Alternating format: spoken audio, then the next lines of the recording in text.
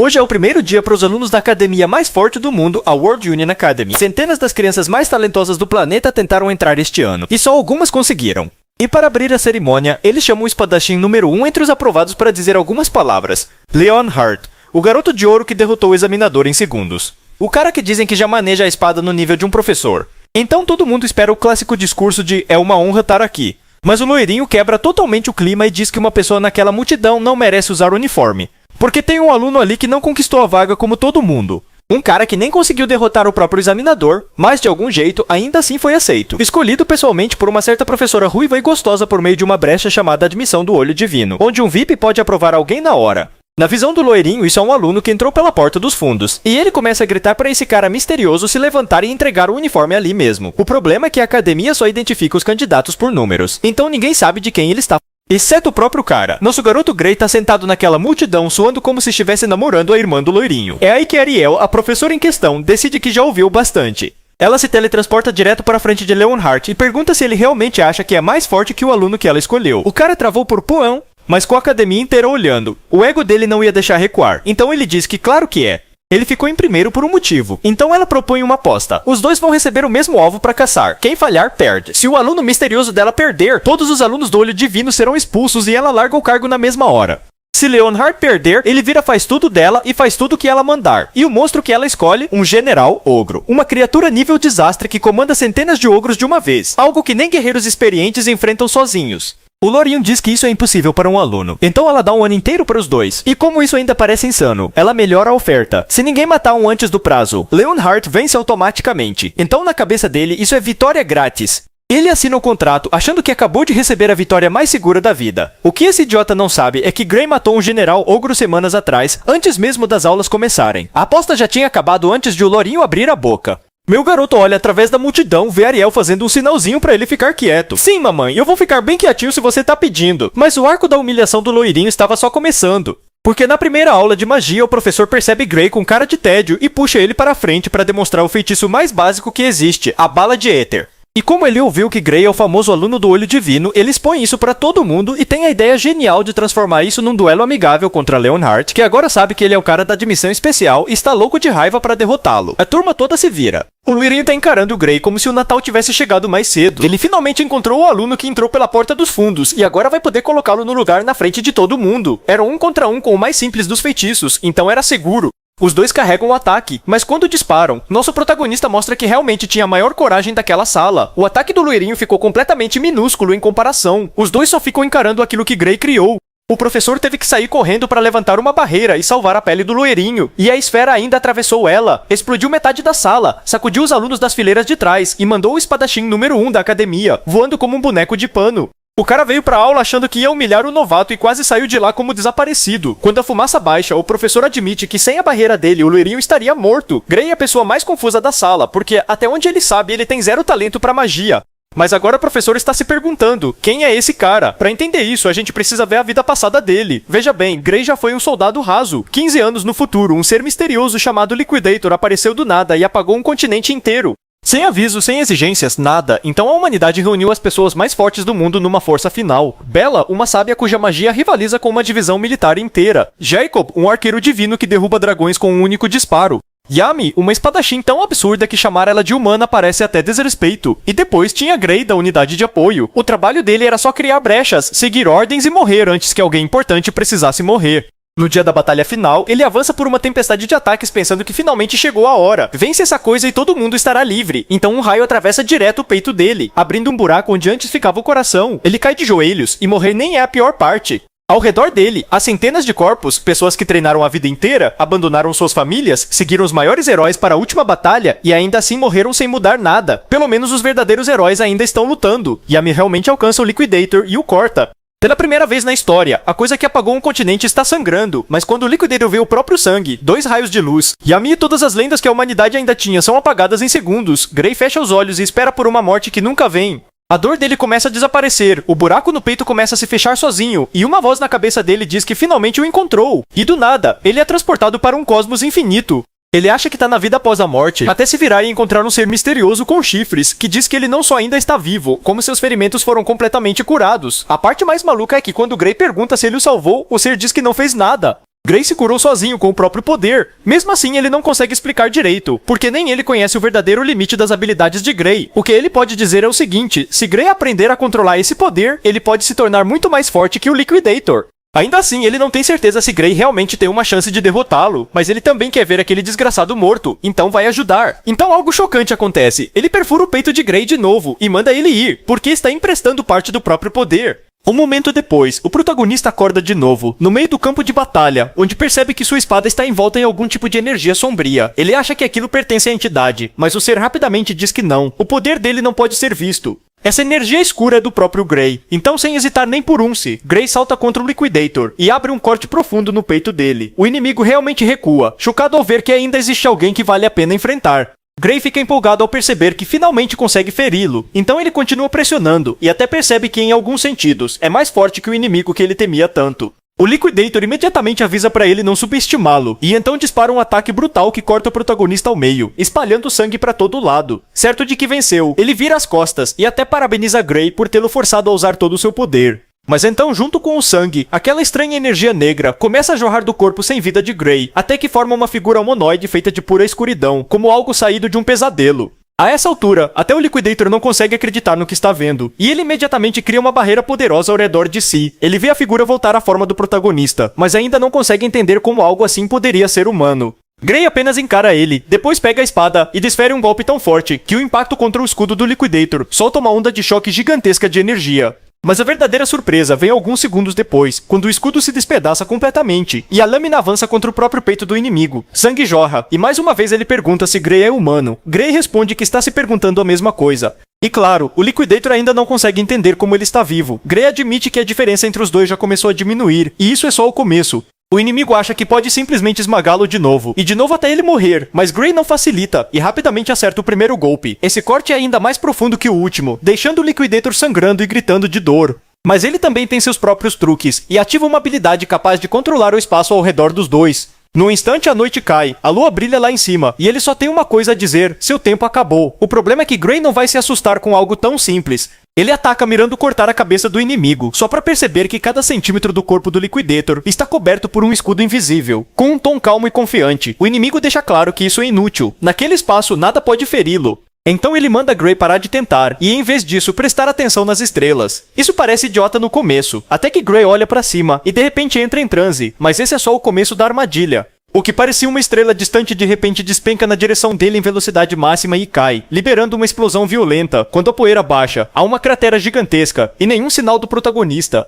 O Liquidator diz que Gray não vai sobreviver nem voltar se for reduzido a pó, mas esse vira o maior erro dele, porque o próprio pó começa a se reunir formando um enorme círculo mágico. Então uma voz diz que talvez o melhor a fazer seja usar toda aquela energia restante do ataque para mandá-lo de volta. E claro, essa voz pertence à mesma divindade de antes. O Liquidator o reconhece como Cronos, mas Cronos o ignora e mantém o foco em Gray. Ele diz que vai usar seu poder para enviá-lo direto ao passado.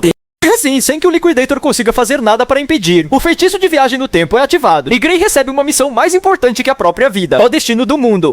Então, num piscar de olhos, o protagonista abre os olhos e percebe que já não está mais naquele campo de batalha terrível, mas uma colina tranquila nos arredores de Renato, sua cidade natal, onde viveu até que ela fosse completamente destruída 15 anos depois. Isso significa que o que ele ouviu nos momentos finais não foi uma alucinação nem algum tipo de piada. Ele realmente enfrentou o Liquidator sozinho e realmente foi enviado ao passado. Por sorte, ele percebe um ferimento no meio do braço, o que mostra que ele voltou para a época em que era intimidado por um cara chamado Velder. Velder costumava atormentar Manuel, e só de pensar em encará-lo de novo, o corpo de Gray treme. Ele se sente tão fraco que quase convence a si mesmo de que toda a batalha com o Destruidor foi só um sonho, e que seu único objetivo agora deveria ser ficar mais forte para sobreviver. Mas no caminho de volta pra casa, aquele desgraçado corta o caminho dele e diz que estava procurando por ele, então joga uma espada para que os dois façam uma luta de treino. É claro que Gray sabe que Velder tá falando muito sério, e mesmo tentando recusar, dizendo que o ferimento dele ainda não cicatrizou totalmente, Velder continua pressionando até avançar ele mesmo contra o protagonista com uma espada na mão, dizendo que se Gray não quiser usar uma arma, então pode apanhar com as próprias mãos mesmo. Nesse momento, Gray se lembra de que um médico militar já tinha dito que a alma dele nunca se recuperaria por completo por causa de um ferimento que ele sofreu quando era mais novo.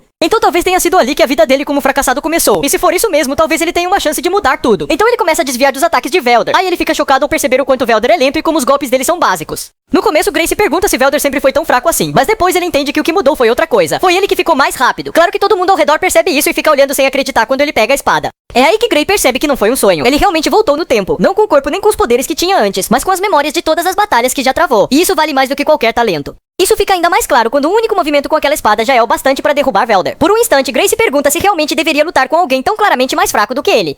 Mas essa dúvida não dura muito, porque ele se lembra de todos os anos em que aquele desgraçado atormentou a vida dele. Então ele não só faz Velder soltar a espada, como também aproveita o fato de que ele ficou desarmado para atacar diretamente, do mesmo jeito que Velder tinha planejado espancá-lo quando ele estivesse indefeso. E ele não tá fazendo isso só pra assustar, porque com um único golpe ele rasga o peito de Velder, deixando o cara travado de dor. Velder nunca esperou que Grey realmente revidasse, mas ele não é o único em choque, porque aquela espada devia estar sem fio, o que significa que se tivesse totalmente afiada, Grey realmente poderia ter matado ele. Por um momento, Grey se pergunta se deveria continuar, até se lembrar de que aquele desgraçado já tinha merecido isso há muito tempo. Ele merece, então Grey parte pra cima de novo, e arranca os dentes dele com um golpe só.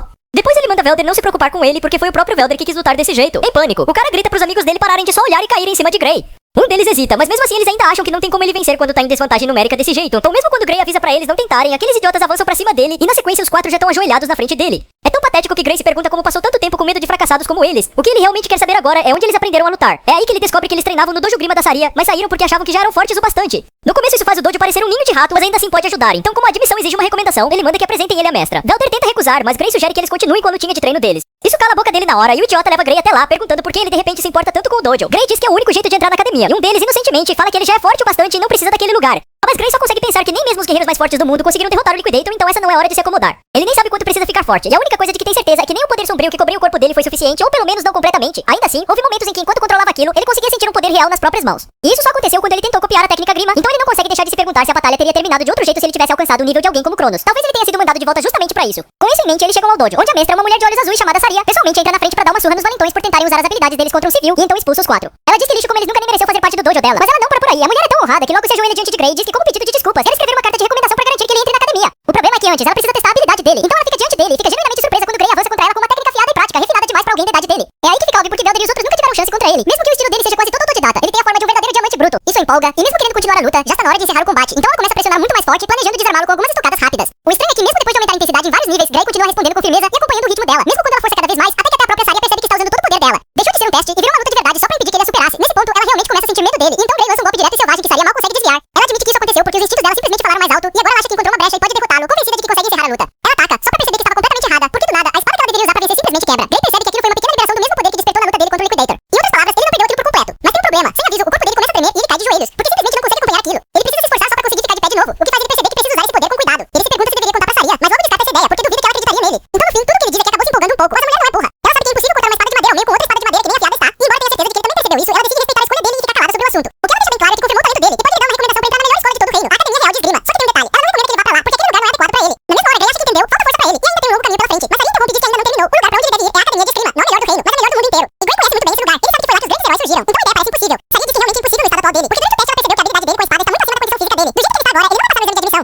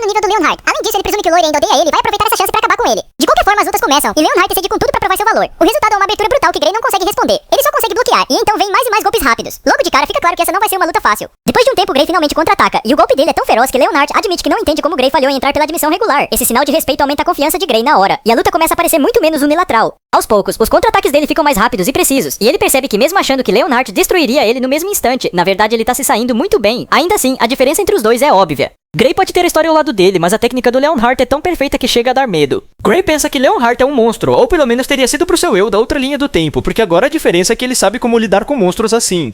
Ele usa toda a experiência que acumulou para ler os movimentos da fera, até o próprio Leonhard admite que fazia tempo que não se divertia tanto, mas esse é exatamente o problema. O desgraçado tá se divertindo. Ele nem parece cansado, então Gray sabe que precisa acabar com isso rápido. Isso faz ele se lembrar do que o professor disse antes da luta começar. Lutem como se fosse uma batalha real. E o que isso quer dizer? Basicamente, vale quase tudo. Então Gray desvia do próximo golpe com um movimento rápido, depois chuta a perna do Leonhard e tira ele do equilíbrio. Além disso, enquanto o loiro ainda está no ar, Gray aproveita o fato de que ele não pode desviar e ataca com uma expressão que deixa claro que ele está tratando isso como uma luta de vida ou morte. O problema é que Leonhard também não pode se dar ao luxo de perder. Mesmo prestes a cair no chão, ele estica o braço e sua espada alcança o pescoço de Gray exatamente no mesmo instante em que a lâmina de Gray alcança o dele. Por isso Gray ajuda ele a se levantar e chama de empate, mas o loiro não concorda. Naquela última troca, ele diz que poderia ter atravessado o coração de Gray se quisesse. Como era só treino, Gray mirou no pescoço e isso deu a Leonhard tempo suficiente para reagir. Mesmo assim, queira Gray admitir ou não, isso muda o resultado. Leonhard venceu. O surpreendente é como o loiro lida bem com isso. Ele insiste que graças a Gray finalmente entendeu a diferença entre uma luta real e um treino de espada, porque lutar envolve muito mais do que habilidade com a espada. Ainda assim, ser humilde não muda o fato de que Gray trapaceou. Leonhard responde que numa luta real, trapacear é completamente aceitável, e então sugere que eles façam outra rodada. Gray não fica muito confiante, porque a resistência dele está longe da de Leonhard, e não tem como ele acompanhar de novo.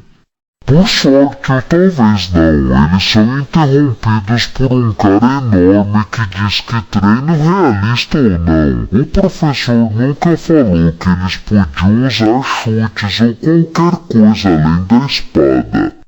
Ele também não consegue entender como um fracassado como Gray foi colocado contra o melhor aluno do primeiro ano, basicamente insultando ele sem motivo nenhum. É aí que Leonhard entra no meio e diz que ele é o único forte o bastante para lutar contra Gray.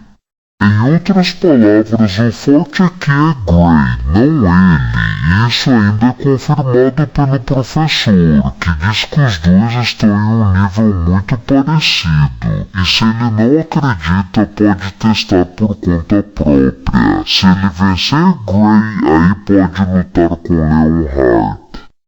O cara aceita com toda a confiança e se gaba de que, diferente dos outros, ele derrotou o examinador, né, e tá julgando Gray sem conhecer a força real dele. A parte boa é que mais gente finalmente vai ver como Gray é forte e dá o devido crédito a ele. A parte ruim é que esse idiota tá arruinando o precioso tempo dele com Gray. Então Leonhard começa a encarar o sujeito como se quisesse matá-lo. Claro, o valentão percebe isso e não faz ideia do que tá acontecendo. Mesmo assim, tudo isso deixa de importar quando o professor manda começar, porque Gray percebe na hora que o cara tem muito mais resistência física do que ele. É um desafio que ele precisa encarar, e enquanto isso aquele imbecil parte pra cima dele com um objetivo só: colocar o aluno da admissão especial no seu devido lugar. Pra surpresa dele de verdade, Gray não só bloqueia o ataque com um simples golpe de espada, como ainda joga o cara pra longe como se ele não fosse nada. A cara de confusão do valentão vale a pena, mas Gray continua focado e pensa que a força desse sujeito não tem nada de especial. Ele até começa a se perguntar se o idiota está se segurando, porque ele é absurdamente fraco. Então, em questão de segundos, Gray desfere um golpe simples que de algum jeito acaba derrubando o cara de vez e encerrando a luta. Tudo acontece tão rápido que Gray chega a pedir desculpas porque não queria pegar tão pesado. Mesmo depois de ser humilhado, o cara se levanta de novo e pede uma segunda rodada. O professor permite, dizendo que eles podem lutar quantas vezes for preciso até que ele entenda que Gray não é fraco nem um pouco. Então eles continuam, até o sujeito apanhar tanto que precisa ser arrastado para a enfermaria. E então o professor anuncia que, como dois dos mais fortes, Leonhardt e Gray conquistaram o direito de representar o primeiro ano na batalha entre séries, onde vão enfrentar os segundos anistas mais fortes. Até agora, os alunos do primeiro ano perderam 35 vezes seguidas, mas este ano eles acreditam que as coisas serão diferentes. Claro, Gray não consegue deixar de perguntar se a diferença de poder entre os dois anos é realmente tão grande, e o professor responde com sinceridade: sim.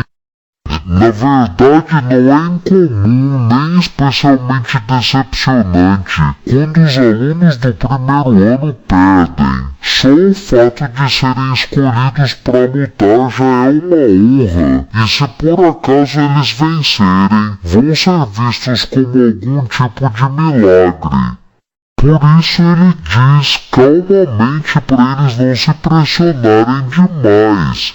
Isso tranquiliza Gray, mas ele ainda acha que precisa usar essa chance para mudar o que as pessoas pensam sobre os alunos especiais escolhidos pelo Divine Eye e provar que eles sabem lutar. Claro, isso significa treinar ainda mais. Mas tudo isso fica de lado quando cortamos para uma reunião entre os professores e um velho chamado Bruda do departamento de magia, que pede a palavra e propõe que a aluna Amy White seja expulsa.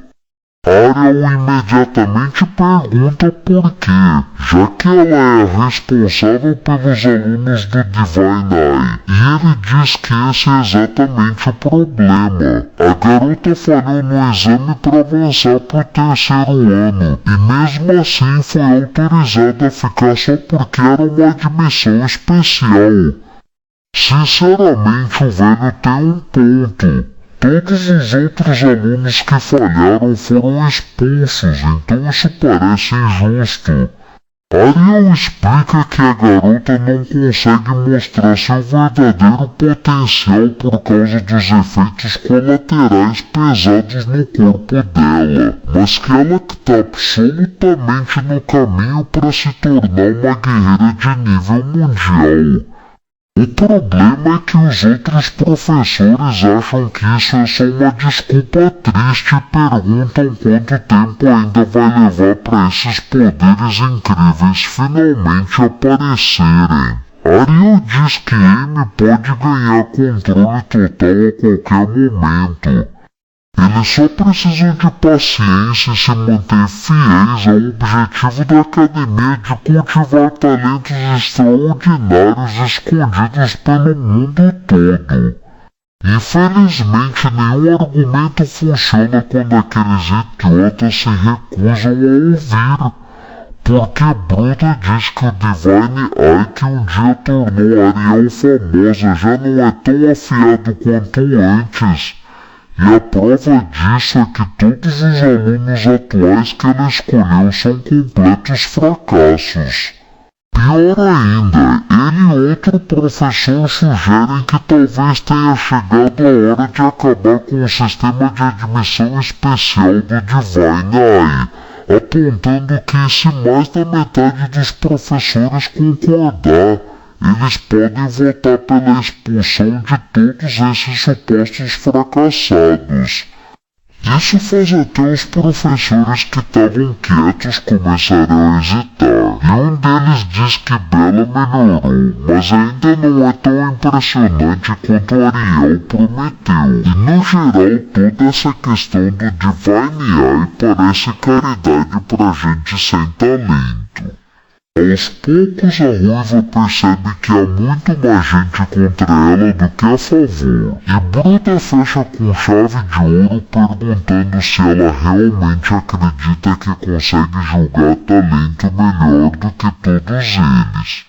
Claro, mesmo que ela queira dizer sim, Ariel sabe que isso só deixaria as pessoas que já odeiam ela ainda mais irritadas, além de ferir o orgulho daqueles que ainda estão em dúvida, piorando toda a situação. Se ela quiser sair por cima, precisa tomar muito cuidado com o que vai dizer agora. Então, em vez de reagir aos insultos, deboche e acusações de Bruda, ela fica em silêncio e repete para si mesma várias vezes que ainda não perdeu o toque. Os alunos dela só precisam de um pouco mais de tempo. Mas ela não consegue pensar em nenhuma forma de impedir que sejam expulsos até que um dos professores menciona Gray. Eles sabem que ele foi escolhido para representar o primeiro ano, mas duvidam que vá conseguir alguma coisa. Então o próprio Bruda propõe decidir o futuro do programa Divine Eye com base no resultado da competição. Sem saber o que fazer, Ariel se vira para Hector, e o olhar dele diz que isso não vai dar certo. Então ela explica que o poder de Gray não é realmente adequado para batalhas simuladas. A verdadeira força dele só aparece em situações de vida ou morte, o que os professores mais uma vez tratam como desculpa, e sinceramente realmente soa como má. Então eles declaram que se Ariel tentar recusar, o diretor, cansado da discussão, intervém e diz que eles vão continuar esse debate depois de verem a atuação dele na competição. No fim todo mundo vai embora, mas a Ruiva fica para trás tremendo, porque sente que falhou com eles. Os poderes de Gray não só não servem para esse tipo de luta de treino, como também ainda é cedo demais para ele usar isso de novo, e se ele se forçar, pode morrer. Mesmo assim, uma parte egoísta dela ainda espera que ele consiga fazer isso, para que as outras gemas brutas possam sobreviver até estarem prontas para brilhar. Mas para isso acontecer, ele vai ter que fazer algo incrível. Então pulamos direto pro dia da batalha entre séries, quando todos os alunos se reúnem no Coliseu, observando atentamente enquanto os desafiantes do primeiro ano são apresentados. Leonard e Gray, que conquistaram o direito de enfrentar o aluno mais forte do segundo ano, Lowen Hartman. Pelo menos era isso que todo mundo pensava, mas então vem a surpresa. Eles apresentam um aluno do segundo ano. Raiden, o mesmo cara que atacou Gray no corredor. Claro, isso deixa todo mundo se perguntando como essa batalha vai funcionar, mas isso é explicado depois. O ponto é que Gray reconhece o sujeito e se pergunta se eles também vão ter que lutar contra ele, enquanto estão sendo observados de perto por todos os professores. Moano percebe isso e diz que no ano passado só alguns deles apareceram, o que significa que algo mudou.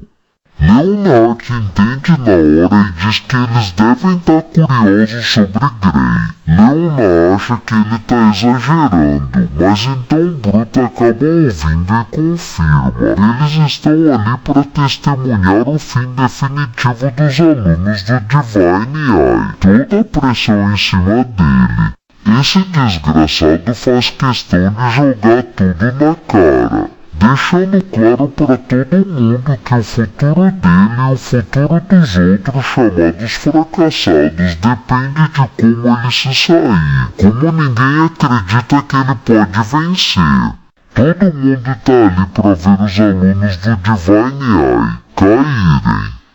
Isso faz o protagonista perguntar para Ariel se é verdade, mas como ela quer evitar a qualquer custo que ele se coloque em perigo, ela força um sorriso e diz que a Bruta só quer desestabilizar ele. Talvez tivesse funcionado se o protagonista não tivesse percebido o quanto ela estava tremendo, então ele só diz que confia nela.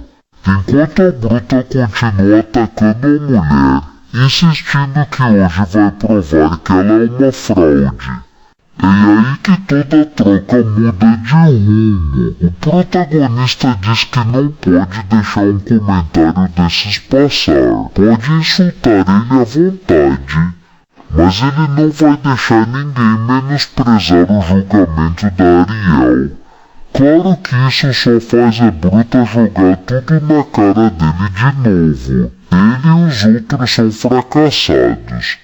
Então, ali mesmo, o protagonista declara que vai provar que eles estão errados, com uma declaração dessas feita na frente de todo mundo. É óbvio que a luta acabou de ficar muito mais interessante. Então o narrador manda os dois irem para suas posições e Gray fica sem entender que diabos está acontecendo. Parece que isso realmente vai ser um 2 contra 1, porque ele acha que se tivesse sido colocado contra Luniel, ainda teria tido uma chance, mas em vez disso ele pegou Rada. Ele pode não ser o mais forte, mas é um dos poucos que sobreviveram aos experimentos do Bradley, depois que Bradley refez cirurgicamente o cérebro dele para dar reflexos sobre-humanos.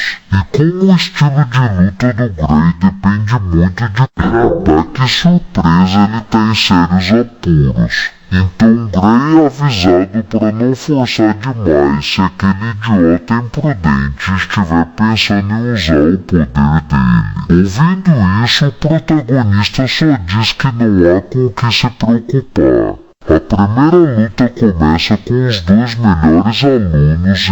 O narrador explica que a arena está coberta por magia de proteção para impedir ferimentos fatais. Em outras palavras, eles podem lutar como se fosse uma batalha de vida ou morte, sabendo que a luta vai acabar antes que alguém seja realmente morto. Então, no momento em que o sinal é dado, Leonhart avança instantaneamente contra Luniel em velocidade máxima, enquanto Luniel assume uma postura defensiva pronto para aguentar o que vier.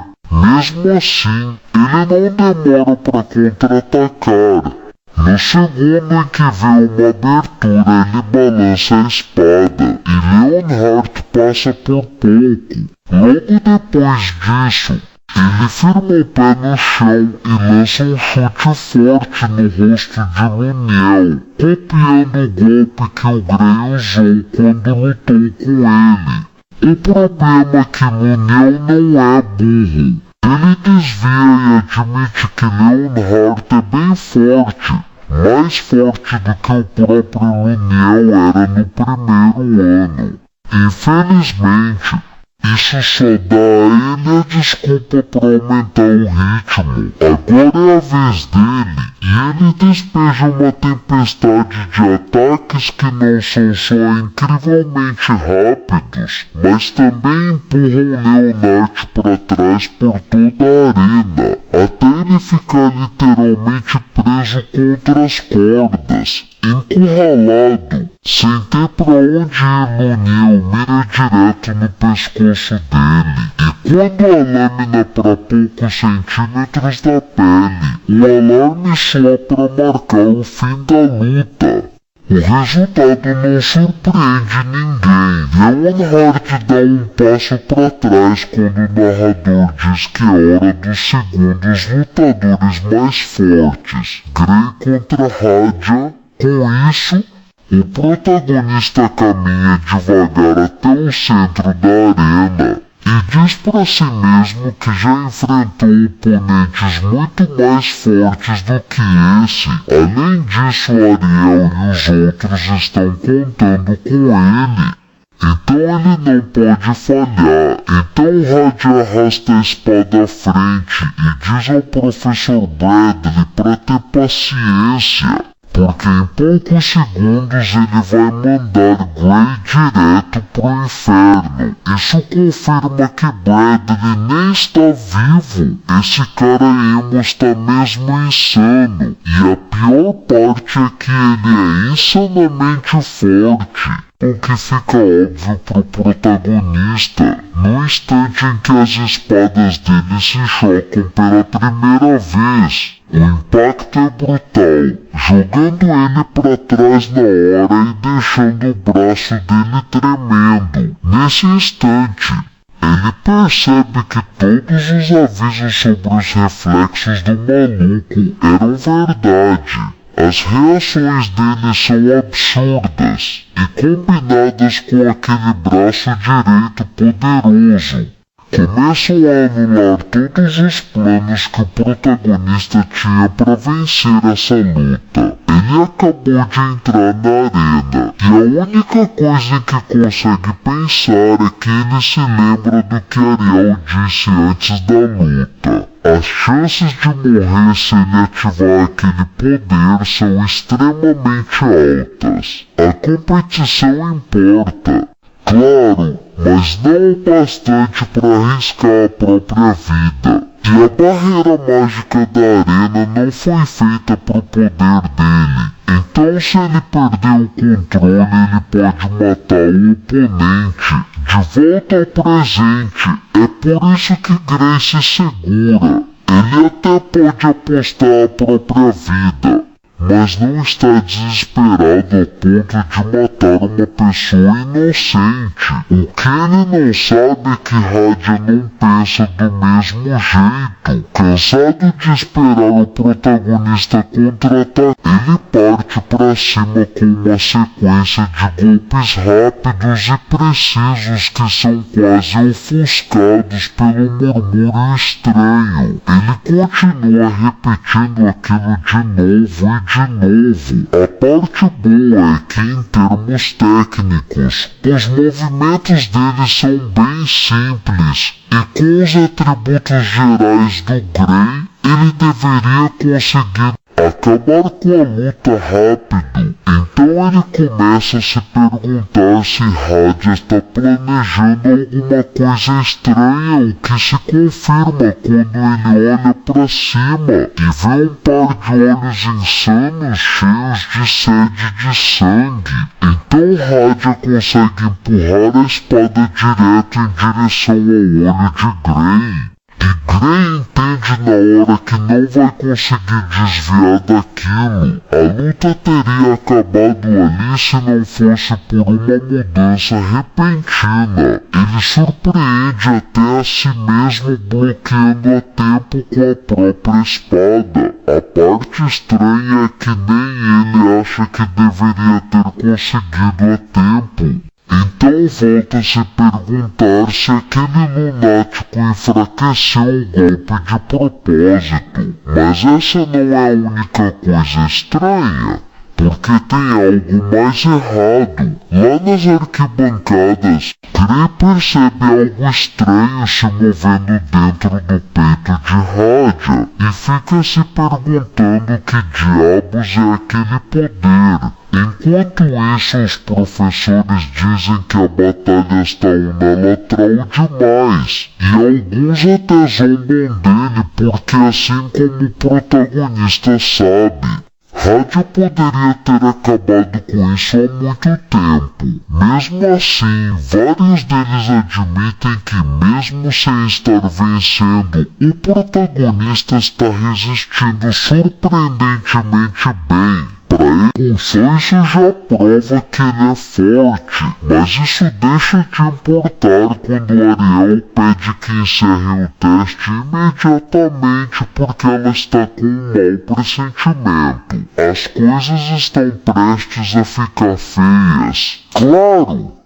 Os outros insistem que o sistema de segurança é perfeito e vai bloquear qualquer ataque que ameace a vida de qualquer um dos lutadores e encaram o aviso da Ariel como prova de que ela está com medo de perder. Mesmo assim, ela grita que isso não vai ser suficiente para proteger Gray do que está vindo. Mas a essa altura já é tarde demais, porque em questão de segundos aquela energia estranha se acumulando dentro do peito de Radia explode com tanta força que um único golpe da espada dele rasga o chão da arena e até a tal barreira. Por pouco isso não atinge a bruta também. E agora ela finalmente está pronta para ouvir. Ariel, a mulher, percebe que algo selvagem, perigoso e sombrio deve ter sido implantado dentro do garoto. Infelizmente, quando ela tenta usar o próprio poder para intervir, ela é repelida por essa mesma barreira. O que significa que se quiserem salvar o protagonista, vão ter que desligá-la. O problema é que isso leva tempo, então Ariel grita para Gray correr e ganhar alguns segundos para eles. Não é uma ideia ruim, só que Gray sabe que se der as costas para aquela coisa, vai morrer na mesma hora por causa disso. A única coisa que ele ainda tem é uma chance de fazer isso dar certo. Sem perder si, o homem dá um conselho para ele. Ele precisa pensar no próprio corpo como se fosse espada. É uma ideia bem abstrata e no começo isso confunde ele. Mas no momento em que começa a se imaginar como a lâmina, aí tudo faz sentido, porque outro dos poderosos ataques de Radia vem para cima dele. Só que dessa vez ele desvia instantaneamente, aparecendo atrás do inimigo. Não só isso, ele tá se movendo tão rápido que por um momento ele realmente acha que o maluco ficou mais lento, até perceber que quem mudou foi ele.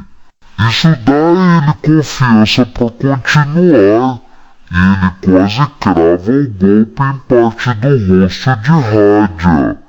Eu digo quase porque a barreira ainda está ativa, o que significa que um pequeno campo de força se forma ao redor de Radia para bloquear o corte, mas não o impacto, e toda aquela energia acumulada dispara ele numa velocidade absurda, até ele se chocar contra uma das paredes da arena. E presta atenção, ele atravessa direto a barreira, o que deixa os professores tão chocados que eles começam a perguntar que tipo de luta é essa. Sem perder tempo, eles mandam a equipe médica se preparar e tratar os ferimentos de Radia. Isso deveria ter sido o fim de tudo. Só que ele se levanta de novo agora completamente dominado por aquela energia demoníaca. E se isso já não bastasse, ele tá totalmente ileso. Então Ariel avisa o protagonista que a luta ainda não acabou. E ele consegue levantar a guarda bem a tempo de ver o que tá vindo aquela energia, se acumulando na forma de tentáculos correndo na direção dele e atacando por todos os ângulos possíveis. É tão insano que até a Bruta solta um "que diabos é isso?". Ariel pressiona a equipe técnica. E eles dizem que a barreira vai se desligar em 10 esse. Pode não parecer muito, mas dentro desse pesadelo cada segundo importa. Especialmente quando o rádio em curta distância de novo atacando com tanta força. Velocidade e sede de sangue que o protagonista finalmente entende que essa coisa já não é mais humana. Por outro lado, ele também não é exatamente normal, então mesmo lutando de volta com tudo o que tem, ele ainda se recusa àquela escolha cobra caro dele.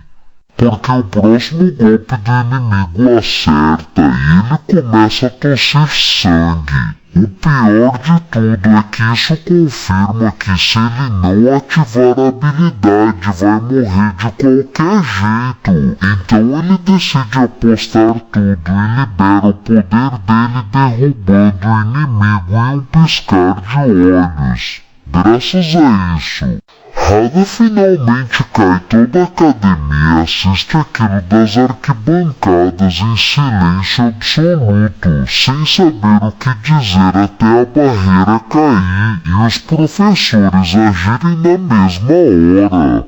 Os professores combinam seus feitiços de contenção para imobilizar Hada. Ao mesmo tempo, Grace força a reunir um pouco de força que ainda lhe resta e tenta ficar de pé. Mas o aviso da Ariel estava certo. O corpo dele falha e ele desaba no chão, todo destruído. A Ruiva corre para segurar os ferimentos dele com magia de cura. E os outros não perdem tempo em se juntar a ela. Todos ajudam a estabilizar ele e então Grey apaga. Ele fica inconsciente por cerca de 10 is. Então no instante seguinte, ele se levanta como se nada tivesse acontecido. Os ferimentos dele já estão fechados. Ele se sente bem e não sente dor nenhuma. Para ter certeza, Ariel examina ele com a visão especial dela. O que ela encontra choca.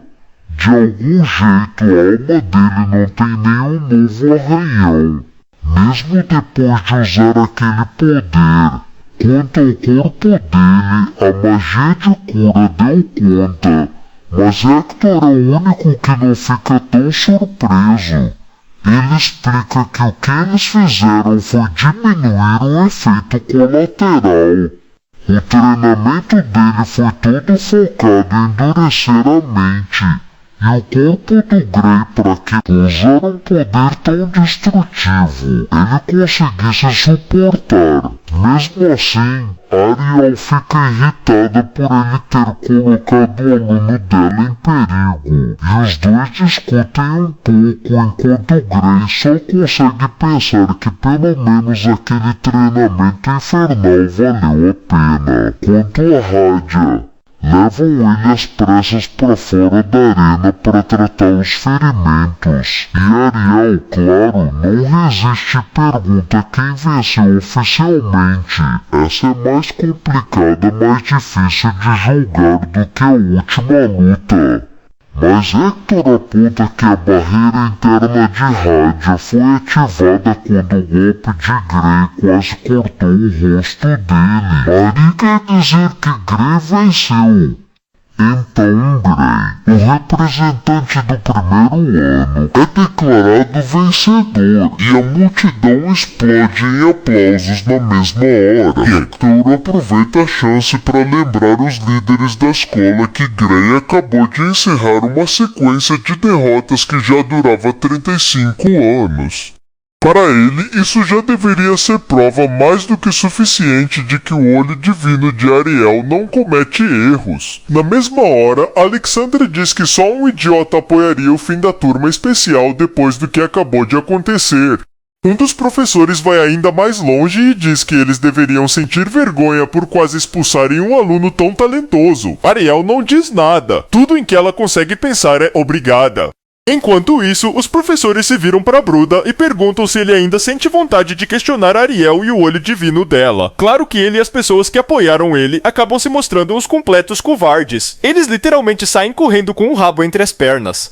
E isso deixa bem claro que toda essa questão está oficialmente encerrada. Um homem até comenta que antigamente diziam que era burrice comprar briga com o olho divino, e claramente todo mundo tinha se esquecido disso. Ainda tem um longo caminho pela frente, mas o que aconteceu hoje mudou tudo. E aquele comentário sobre o passado de Ariel, sobre como ela já foi muito mais respeitada do que é agora, enche Gray de perguntas. Ele começa a se perguntar o que aconteceu para as coisas acabarem desse jeito. De qualquer forma, seus pensamentos são interrompidos quando o diretor se aproxima e em tom sério diz que eles precisam conversar. O que Radia fez só foi possível por causa de um poder estranho alojado dentro do corpo dele. E a academia vai investigar isso e garantir que quem for responsável pague. Mesmo assim, eles não podem ignorar que a academia falhou em detectar o problema que quase fez Gray ser morto. Então o diretor pede desculpas. Gray diz para ele não se preocupar com isso. Então o diretor passa pro segundo problema. Depois que Radia perdeu o controle, Gray também liberou algo que ninguém ali jamais tinha visto. Não era magia, era algo muito mais estranho. Um tipo de poder que a teoria mágica moderna não consegue nem começar a explicar. É exatamente por isso